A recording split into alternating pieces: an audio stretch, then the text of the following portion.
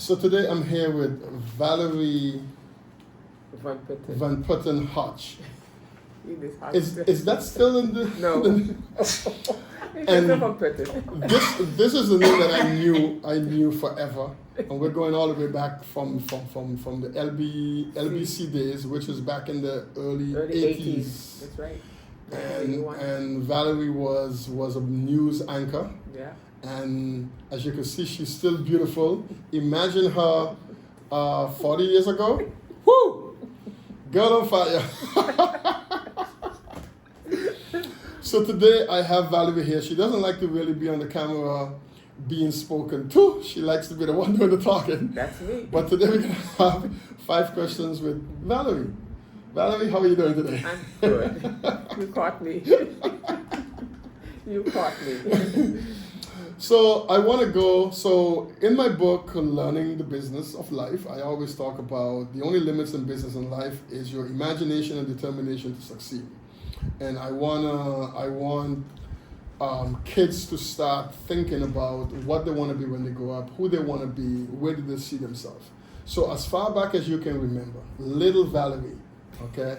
We're talking, I don't know, 6, 7, how far back can you remember? Who was she? Tell us a little bit about her. Ooh. I like playing with my Barbie dolls. Okay. I was the last of my parents' children. My sister was 5 years older, so she, at that time, had gone to live in New York with my grandmother. It was just my brother and I. And he was into his sports, and I liked my Barbie dolls. I always liked dressing my Barbie dolls. I wanted to become a fashion designer at one point, but my mother told me, see, Maarten doesn't need any fashion designers. There's a place for fashion designers. So she made me go into secretarial. But between 6 and 12, I wasn't quite sure. I think about 12, I started figuring out, I want to do this. But then I had to take secretarial because they needed secretaries. And back in those days, you listen to what your parents told you. Right. Whether it was what you wanted, but they knew best. Yeah. So you listen to them. So that's where I was from 6 to 12. And at 12 years of age, I believe I just moved from St. Maarten to New York. Okay. Yeah, my grandmother decided this was no environment for her granddaughter because there were some characters on the block, pastors' sons, huh? Whoa. But she decided, no, I'm bringing her back with me. So I went to New York at the age of 12. Okay, so that's just as you was turning a teenager. Yes. So my next question would be then, as a teenager back then and now, so you've lived your teenage years. Who would you be as a teenager now? Can you imagine yourself growing up now being in your teens, 15, 16? No, I'm glad I don't have to go through that. But if I was still a teenager at the age of 12, what kind of teenager was I? Yeah. I would say I was studious because my mother especially, my father did too, but he was more the quiet side. My mother was the one who had all ambitions for everybody, you know what I mean? Sure. And as long as I brought home good grades, the world was mine. Okay. And if you did not bring home good grades, boy, you lived in hell for until you brought those grades up. Change, right? Yeah, exactly. But I learned a lot. She was a very outspoken, very fair woman, and I loved her. And I only got to appreciate her, actually, after I became a mother. Yes, we tend to, reflect that. Yeah, we fought and we argued, and it was always, but after I got married and I had my son, I kind of understood where she was coming from. Okay, so you have had a stellar career. Like I said, I've known you since I was young. Come on. Look at the gray now, right? Yeah. Look at the gray now, right? We both got gray, but I think you got a lot more. Yeah, well, I'm much older than you. So you're still basically in the same field, right? You're still, would you say is this a job for you? Is this work, or is this you just living your life now? I'm living my life right now. It's not that I don't want to get out of it. But I keep getting pulled back in. Yeah. By a certain Mr. Ricardo Williams. It's like the scene in The Godfather. Every time I try to get out, they keep pulling me back in. And Mr. Don Hughes, he's another one. Okay. You know what I mean? And people enjoy my programs. Yes. And yes. that gives me more, smack, as I say, more inspiration to do more. And someone asked me just the other day, you're still on radio, you're still doing television. I says, yeah, but there's always something to talk about. Yes, definitely. Definitely. Always be something and you've done it for so long, I can't even imagine you doing anything else. Anything else, right? And your voice is distinctive. People tell me my voice is distinctive too, but of course I don't hear myself like that. Yeah, exactly. They do, exactly. and I hear you, and I know it's you. Yeah, people. I will walk into a store, and because I'm more on radio than I am television. Yes. I'm not on television doing the news anymore, but I will walk in and just have to say hello, and they pick up the voice. Right. You're Valery Van Putten. You're on the radio at 5 o'clock. Yeah. I says, yes, I am. He says, I know that voice. Yeah. All I said was hello, Uh-huh. or good afternoon. I didn't hold a long conversation, but if I do hold a conversation, then more people will come up to me. Yeah. I was in a department store early this week, and I was speaking, and a young lady that went to school with my sister-in-law, and we knew from the U.S. I haven't seen her in about 15 years, and she heard my voice and came in, and I didn't even fully recognize her. I kind of got her voice, but I didn't know who that was. Right. But I was like, oh wow, just because she heard my voice. So we do have this thing. Yeah. So my fourth question would be. If you were in a room, you just did a motivational talk to, let's say, about 100 plus kids, and you were walking out, if you had to say one thing to them, what would be the last thing that you would turn around and say before you walk out the door? It would depend on, something positive, but what I would say, be true to yourself. Be true to yourself and do what you want to do. Live for you.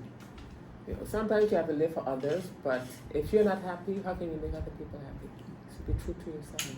Happiness comes from within. Yes. I say people can give you a lot of happy moments, but they can't make you happy. Exactly. Happiness comes from within.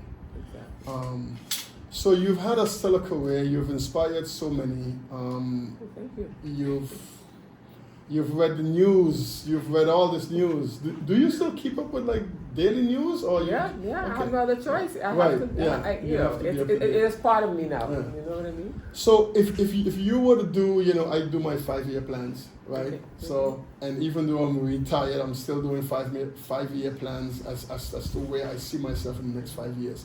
What do you see yourself doing, or where do you see yourself going? Maybe if you retire, when you retire, what would be your outlook for the next 10 years, 15 years? Oh, that's a long time. That is a long time. Something Uncle Bill told me, you have more years behind you than ahead of you. Ahead of me. Exactly. But I want to be more of make more of a contribution in the community. I guess look out more for seniors. And if I can, try to motivate more young people. But the youngsters these days, it's difficult. Yeah, it's difficult. The only good thing about is that they're here on the island, so they haven't gotten the USA bug. You know what I mean? American bug where they're totally disrespectful and they think they know it all and they're privileged and what have you. Not, you can still talk to them, but they would have to make it known, because these days you can't correct anyone because the parents will come at you. So I tell them, not around me. I'm still old school. I still think the old school is still the best school. Yes, definitely. I grew up in the old school ways, and trust me, I haven't missed or lost any of it. I'm just happy it's not being done to me anymore. I'm the adult now. And I'm really looking forward to talking with you some more about growing up. Yes. Thank you. Okay, Valerie, so that was 5 questions with Gramey Browne. Any last words of motivation and to the next generation? To the next generation, I would say the last words when I walk out: be true to yourself. Be true to yourself. Be respectful, and have the right attitude. Because having the right attitude, the attitude determines your altitude. Altitude, definitely. You know, Definitely. and once you have that, and you can listen to the old folks. They have a lot to contribute, and they have a lot of knowledge and experience that they can. Because when they are shrugging your shoulders or truths, suck your teeth and, oh, I know it all. No, you don't. Uncle Bill told me, understanding, I could go through life not agreeing with anyone, but understanding another person's point of view was vital to learning. Because if you can't understand, you can't learn. Exactly. Exactly. And life isn't about, a lot of disappointment. Oh yeah. A lot of disappointment. Learn to roll with it. Yeah. You know what I mean? Because when the one door, as the old people would say, when one door closes, another one opens. You know what I mean? So have that mindset that all is not lost. You can cry for a couple of days. Sure. There's heartbreaks, there's ups and downs, Exactly. there's setbacks, So pick up by your bootstraps, as they say, and then move on. Because God is there, and without Him, we are nothing. Yes, definitely. We are nowhere. Okay, Valerie, thank you so much. Valery Van Putten-Hodge. I don't ever call your name without having all 3 names together. It's my LBC days. Yes. And I'll tell you a funny story that when I got out of radio and television, and when I started going back, I took like a 2-year before I was pulled back into it again. And by that time I was divorced. And I would call, I would say, can I speak to so-and-so? This is Valery Van Putten. And they would recognize the voice. Say, oh, Valery Van Putten-Hodge. Yes. So I just let it alone. Yes. I just let it alone. And when you look back at Tina Turner, I don't know if you know the story, no. she sued her husband to keep the name. Yes. Because all she wanted was the name. name. Yeah. Right. And you can have everything else. So you are stuck with the Hodge, even though he's gone. Yeah, exactly. But I still have a Hodge around. I have my son. You have your son, okay. Like my mom, she's now going with Emily Browne, but she's Emily Coutard in station. Yeah, that's just it. Yeah. I hear that one. Thank you so much. It was a great talk, and I think you're gonna look as beautiful on camera as you do in person. Thank you.